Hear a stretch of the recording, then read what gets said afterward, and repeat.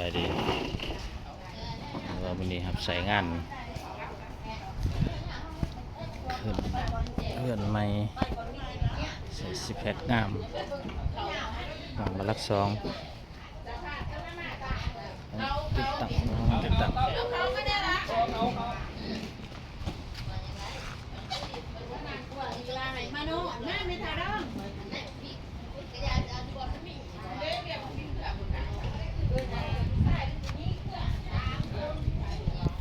4x4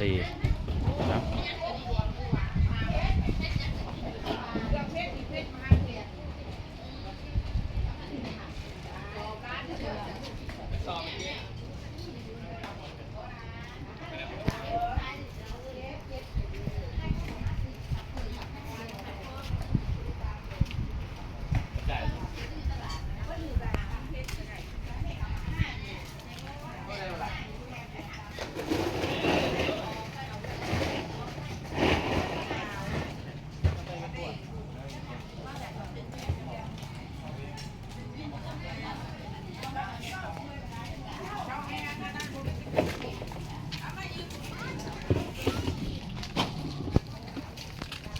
บ้านเบิร์ดมาต่อมีอะไร